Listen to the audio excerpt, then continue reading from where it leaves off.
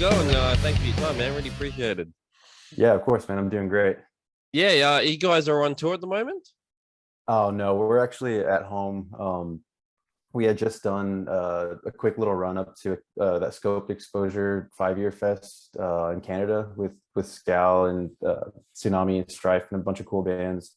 And so we had like a week home before heading out to Australia on Sunday Oh, or right, this okay. upcoming Sunday. Yeah, right. Obviously exciting times heading down. Have you guys been down to Australia before? No, this will be our first time, so we can't wait, man. I've heard so many good things about Australia from just other friends or other bands that have been there. Like our Yeah. buddies in Kubla said it's awesome. So, I've never heard any bad things about Australia, so it should be a good time. Oh, that's a good thing, man. And it's a killer lineup as well. I'm Oh pretty yeah, like Carnifex and Malevolence and the Die Out as Murder, obviously another Aussie band, So right. it's a fantastic lineup. Have you guys sort of done something together before, like touring, things like that at all, or? With those bands specifically, or Yeah. we I think we first like crossed paths with Guitarist Murder when they brought us out to Europe with Carnifex actually was on that tour as well. Fit for an Autopsy, Rivers of Nile, and then us. So yeah, that was like right before the pandemic hit. So we just like made it back to the US before they shut like everything down. Yeah. So yeah, we had done that with them, and that tour was amazing. No complaints there at all. Those guys are, yeah, just a lot of love and respect for Dire's Murder for bringing us there and then taking us to their home place. So it's gonna be a blast. Yeah, cool. And obviously you got a new album coming out, Eternal Steel, and I had a chance to check it out just the other day, and Oh, killer stuff, nice. man. It's pretty brutal, pretty heavy. What was this sort of the aim going into this record? First off, I appreciate that, man. And so I guess like the approach like for each album kind of is there is like some deliberate changes or deliberate vibes that we're going for sometimes, but mainly it's just writing what we think sounds good, Yeah, or what excites us, what's fun, or yeah, what's exciting. And so typically I guess with this album it was just like an expansion on like what we did well with the last one. I think faster parts being or fast parts being faster, heavy parts being heavier, just like doing what we do well, but to the extreme or expanding on that. yeah. So yeah, I guess that's kind of the idea behind uh behind what our approach to the new record, I guess. Yeah. I mean, obviously, you want to sort of someone evolve as a band as well, I guess. I mean, are you sort of conscious of sort of having stuff from the previous sort of albums not be repeated on future albums and stuff? Right. Yeah. We I feel like, yeah, there has been like an evolution of our sound, especially from like the first record now to this one. It's Mm. like kind of when I joined the band, we were in our like not local stage. But we hadn't done many tours, so we sounded like a certain way. And I joined like as a new member, and then just as we've like progressed and gone on, like we're like becoming more and more like a band that our style at least is like changed to like something I was like dreaming of like when I first joined. So that's really exciting. And it's but yeah, it has been like a deliberate move to like kind of evolve our sound and explore different areas, stuff like that, not just kind of put out the same record over and over. um so yeah, that's kind of how that like went about. Yeah, cool. What sort of feedback have you been getting from sort of like the media and critics and stuff like that so far? Has it been all positive or? I'm not too sure, honestly. I haven't really checked all the comments or that stuff. It seems like the streams and like views have been like cool, and all the people posting us on their stories or like tweeting at us or whatever. Like Mm. everyone's seemed to have like great things to say about it. So that's really exciting, because especially when you're doing something different that's or something that's not the same as what you've done before, there is like worry, like I wonder if everyone's gonna like it as much as I do, But Yeah. so far, yeah, reaction's been awesome.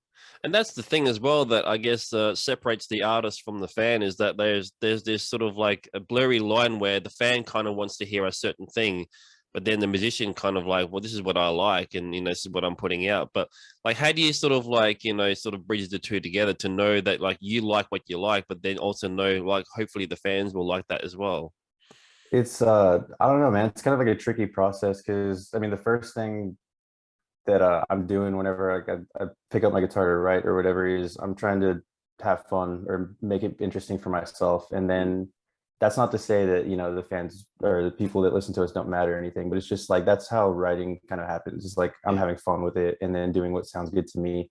And then I guess once that once those ideas come out, then you can kind of balance it with uh, different sounds, like previous sounds, or you know, if it's going in a new direction, maybe like tie it back to some roots or something like that. Kind of, Mm. um, yeah, just kind of have like a well-rounded sound. I think is the best approach to like you know, satisfying like old fans, and then you know, satisfying yourself with your new sound. Yeah, yeah. Yeah, So just what making an actually? effort to have it well-rounded or balanced. Yeah, for sure. So what then? What inspires you then? Like, what sort of like makes you sort of get some, new ideas and stuff like that going? Sometimes it's just it can happen in many ways, I guess. Sometimes it's just a rhythm that I'm tapping or you know on my leg, and I'm just like, you know, that's kind of catchy. You know, it's Mm. just like going for catchy stuff, Yeah, stuff that you know makes me want to nod my head. And then I guess with different influences, you can you know, you'll pick up on different things like, oh, I want to incorporate a little bit of that element into like our sound, or it's not really like a set way that it happens. I guess it's kind of you know open ended. yeah. I guess it's just kind of like not really the best answer, but you know. Yeah, yeah, no, it's weird because I've asked that question to many people before, and it seems like inspiration sort of comes from various sources, very different places. Sometimes it can be very spontaneous, sometimes it's very sort of calculated. And I always, I Uh, mean, curious as to where a lot of people sort of get their ideas from, because I'm not a musician, so I have no idea where okay. inspiration comes from.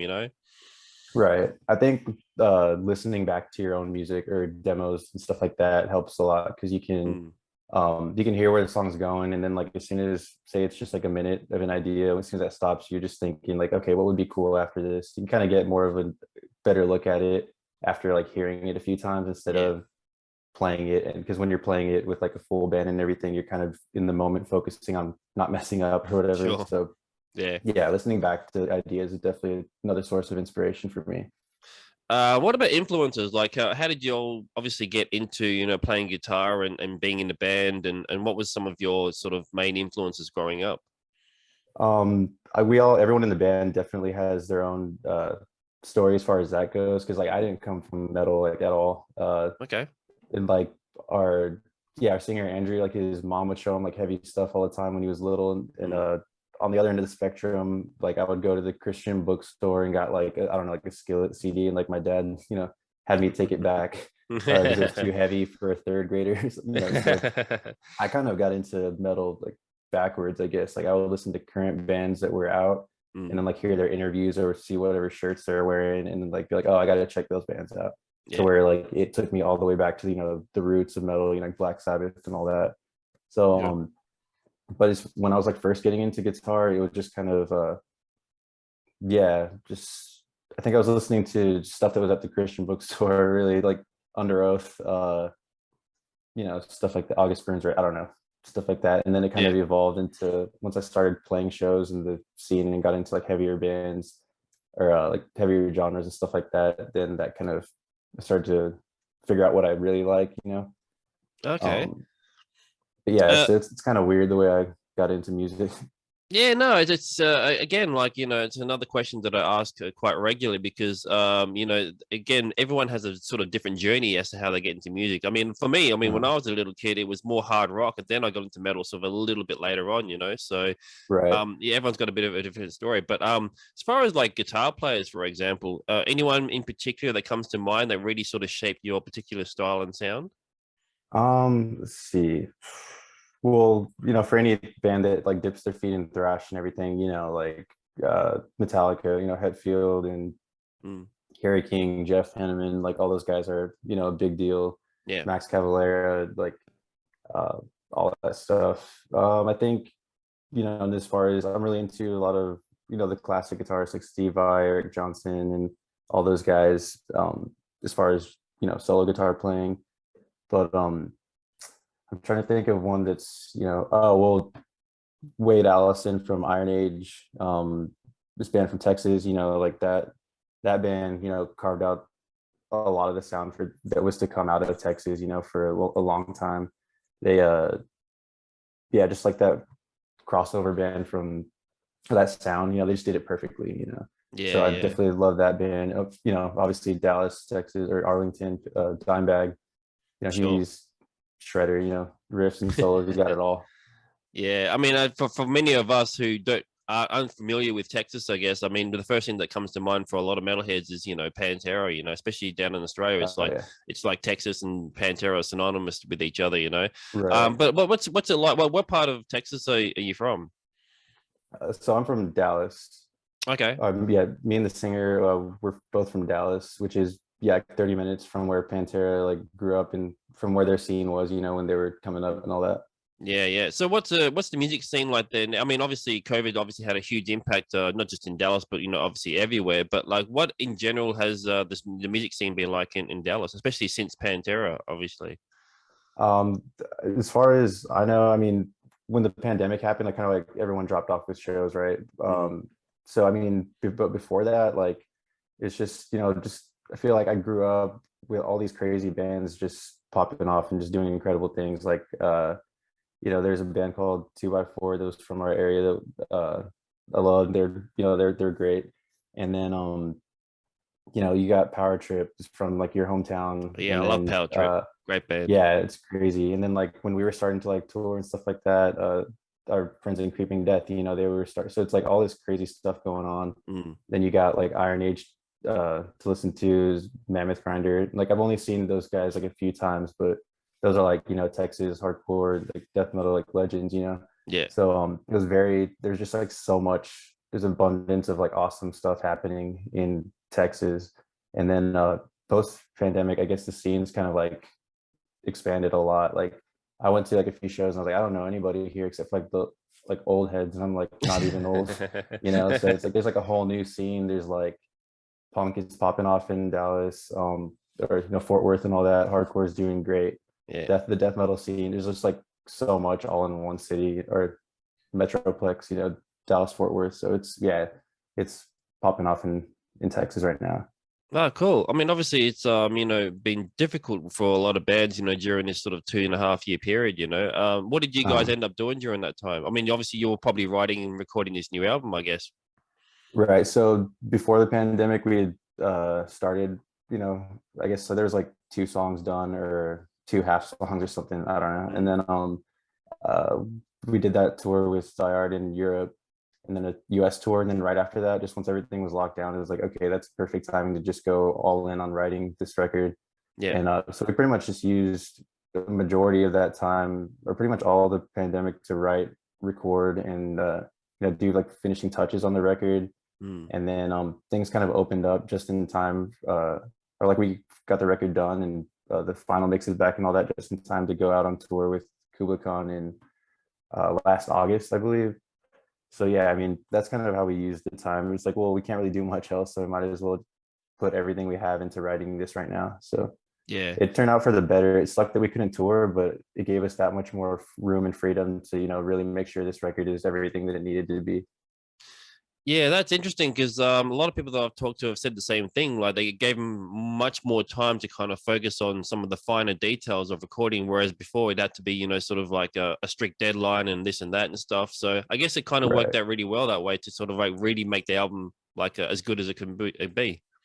Yeah, I mean, it was crazy because I mean, I'm really glad that we had that freedom and that everything. It sucks to like have everybody wait that long for a new record, but it got pushed back and it worked out for the better because we got to go back to the studio after we had tracked everything and like change a few things, or like we had months to listen to it and be like, you know what, like this should be a little bit different or whatever. And I got to track like the solos and stuff at my friend's house and take as much time as I needed to, writing and tracking those solos instead of trying to do them all like in that 1 month period, track everything and then do solos on top of that. So Yeah. everything worked out for the better. Yeah, cool. So what can the Aussie fans expect on your shows down here? Just crazy Texas sound, heaviness, an exciting performance. I think we try to bring as much as we can to every show, and not a whole lot of stops. We just like to keep the songs going, Yeah. make it fast paced and everything, and just leave people with like thinking, this was a badass show, so it's Yeah. that's what we try to do, and that's, I think we're going to do well. Yeah, cool. Well, we're looking forward to it, and I hope you have a good time down in Australia, and hopefully, if it works out well, that you'll come back again. So, thanks for your time, man. I really appreciate it. Yeah, of course, man, we can't wait to be there.